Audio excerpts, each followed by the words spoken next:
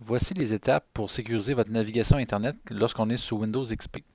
Premièrement, on va installer Google Chrome, le nouveau navigateur préféré. Donc pour faire ça, on ouvre notre navigateur actuel. On va à l'adresse www.google.com/Chrome. Dans la fenêtre où on arrive, on clique sur Télécharger Google Chrome. On clique sur Accepter et installer, le bouton bleu. On fait exécuter. On exécute une nouvelle fois. L'installation va commencer après le téléchargement.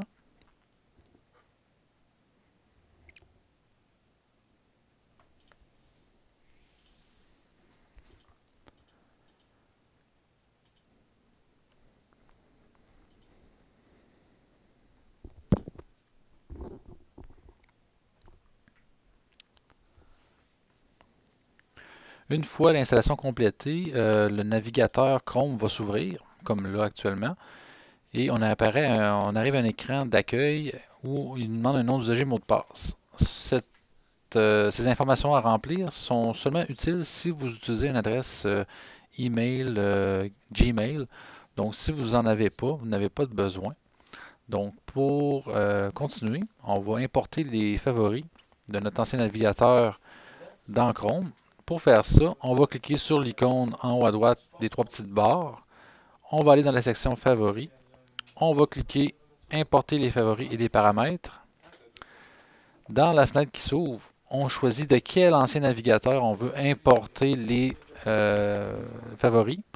Donc soit ici Microsoft Internet Explorer ou encore d'autres choix si on en aurait, dont Firefox par exemple. On fait importer. On fait OK. Maintenant, nos favoris sont rendus dans Chrome, accessibles en haut ici. Maintenant, la chose qui nous reste à faire, c'est de mettre notre page de démarrage. Dans la fenêtre où on est ici, on clique Ouvrir une page ou un ensemble de pages spécifiques et on clique sur le lien Ensemble de pages.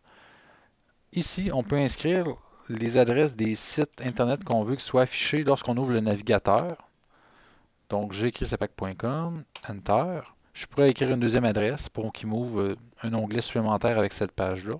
Je fais OK. Et maintenant, si on ferme le navigateur, je ferme l'ancien navigateur aussi, et qu'on réouvre Chrome grâce à l'icône qui est maintenant sur le bureau, on arrive sur cpac.com par défaut.